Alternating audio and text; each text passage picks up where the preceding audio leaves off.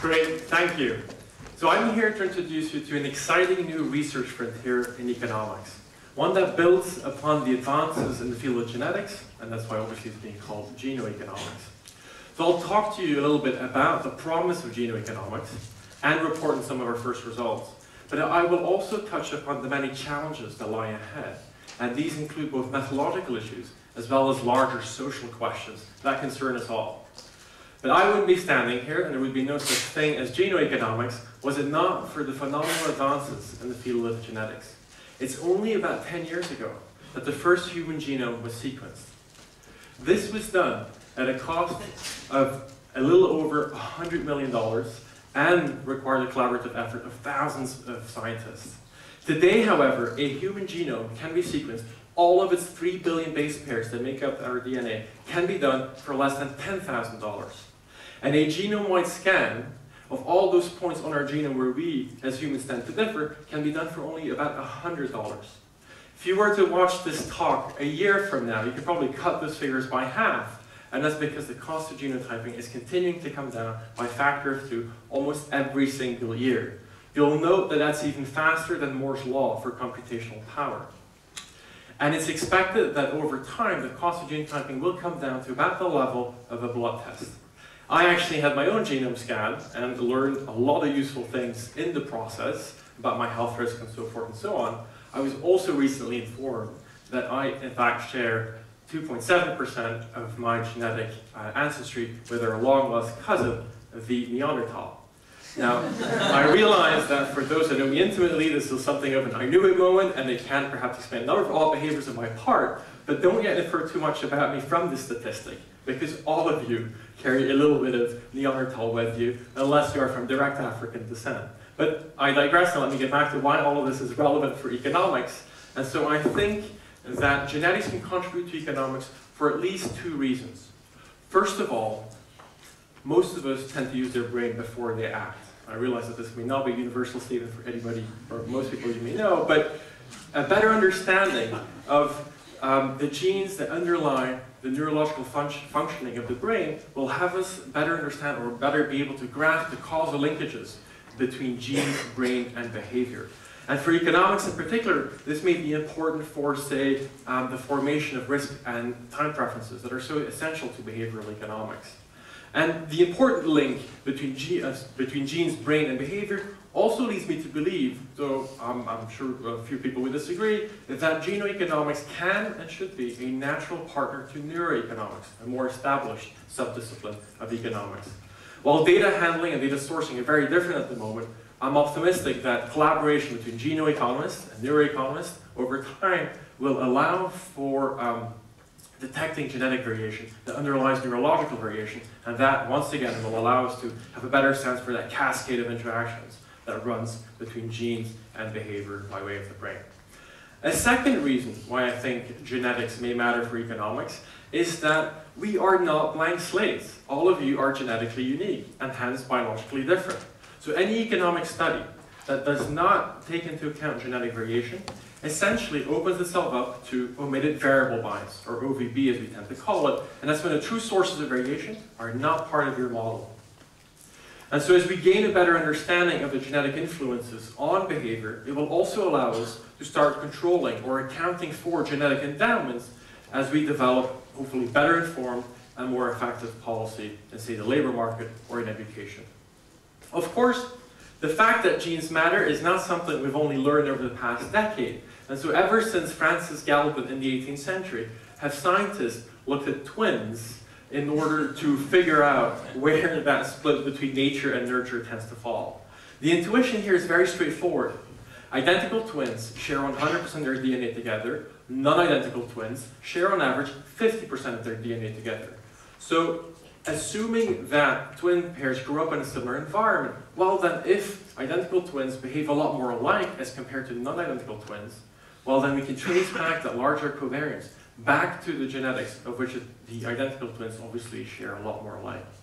And that's precisely what a whole series of economic papers on the behavior of twins, including some of our own work, has found.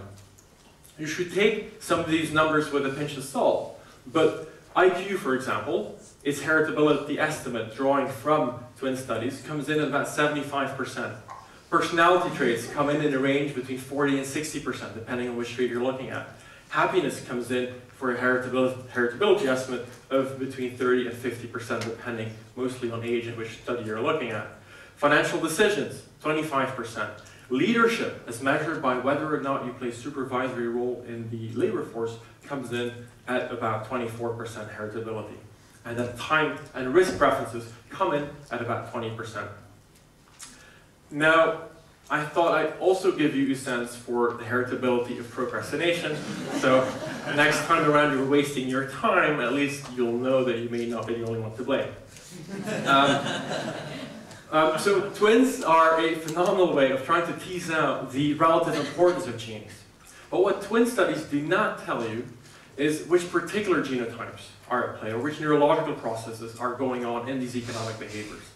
And that's where this genetic revolution really starts kicking in, and allowing us for the first time to peer into that black box of our DNA, and allowing folks like myself to look for meaningful associations between genotypes and behavioral outcomes. And so as soon as this data started being made available, many of us jumped on the occasion. And it didn't take very long before the first results started popping up. And so dopamine receptor gene was being linked to risk preferences in financial decision making. The oxytocin receptor gene was being linked to trust. And we found that functional variation on the serotonin transporter gene was predictive of a person's happiness. The MaoA gene, about which I'll talk a bit more in a moment, was being linked to borrowing behavior. I need to emphasize and caveat right away that all these candidate gene association studies suffer from a number of important methodological issues, to which I'll return in a moment. But let me first run you through the example of MaoA. As the genetic literature developed, there was preliminary evidence that the MaoA gene was being linked to impulsive, less patient behavior. MaoA encodes for monoamine oxidase A, which is an enzyme that is crucially important for the recycling of neurotransmitters such as serotonin, dopamine, and adrenaline. The efficiency with which MaoA does its job is rather important. And as it turns out, the gene comes in two functional variants. You can either have a high or a low functionally efficient version of the genotype. Because the low efficiency version was being linked to more impulsive behavior, it made us think that we should look at whether or not this would also hold up in the economic realm of time preferences. So our hypothesis here became that individuals with the low MaoA alleles or genotypes would be more inclined to be running up credit card debt, for example, which is a classic indicator in behavioral economics for present bias time preferences and a high discount rate, future consequences, all other things being equal, of course. And that's exactly what we found when we look at 2,500 Americans in a US nationally representative sample. 43% of people with the low efficiency allele were reporting credit card debt, as compared to 38% or so of people with a high MaoA allele. Now, this is not a trivial difference, and more sophisticated analysis backs up this relationship. And as you can imagine, of course, the media loves these kind of genetic association studies, but it's very important to not jump to the kind of conclusions of these headlines, such as millions of useless purchases explained at last, or blame it on your debt gene, or how a spot on my X chromosome caused me to buy a Nintendo Wii on credit. One Inspire blogger even coined MasterCard into MaoA card. But let me ask you the following question. Is there such a thing as a debt gene, or a leadership gene, or a happiness gene?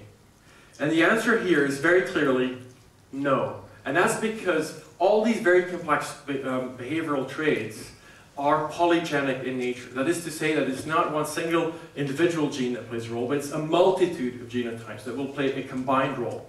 And perhaps more importantly, your environment and your experiences throughout the course of life will remain the dominant influence on your behaviors, including and especially perhaps borrowing behavior. And so it's extremely important to not jump to conclusions and take any of these results as in being in any way deterministic. and we should remain extremely cautious. After all, these candidate gene association studies are really only baby steps, and much more work and sophistication lies ahead.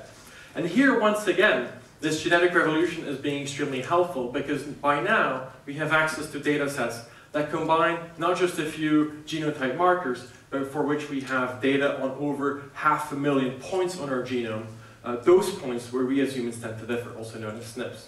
So now suddenly the universe of data becomes a lot larger and will allow us to do more sophisticated analysis. But whether we're looking at a candidate gene or a genome-wide association study, a number of methodological issues and challenges remain. And I would identify 4 major challenges for genoeconomics to be able to, that need to be addressed before genoeconomics would be able to really advance on sound scientific grounds. First and foremost, replication. Any new finding needs to be independently replicated before it can be taken as anything more than suggestive. Second, we're only starting to uncover the complexity of interactions between gene and environment. And when I say environment, I don't just mean the environment that you're probably thinking of, but also the environment very near to our DNA, at the biochemical level. And there, new findings in the field of epigenetics, for example, are really having us ask some serious questions about the assumptions and hypotheses we were making at the start of genoeconomics. G by E is one thing. But genes may also interact and be in linkage with one another. And here too, new findings are calling into question a lot of hypotheses, and even the very stability of our DNA. All right, last, but by no means least, statistical power. We need larger sample sizes in order to be able to reliably detect small genetic effects. We really need data sets that have tens of thousands of people in order to detect these tiny effects. But here I think we're making fast progress. And large-scale research consortia are being set up that combine data sets and researchers from all over the world and from both genetics and social sciences to all jointly look at a behavioral outcome of interest at the same time across all data sets and in a very coherent fashion. It's extremely exciting to be part of this, and I suspect that you'll be seeing the first results coming out in the not-too-distant future. All right, what does all of this mean for our larger society? So it's obvious that we will be faced with some very tough questions in the not-too-distant future. But I think there's also much potential for improving the lives of many people. And let me give you a simple example. Genetic predispositions for dyslexia are being uncovered. Provided that these genotypes have sufficiently predictive power, it will allow us to offer special reading courses to children that would be susceptible to dyslexia. This could be, and this could be done well before the usual diagnostics would kick in. Because dyslexia can be helped, but you need early enough intervention.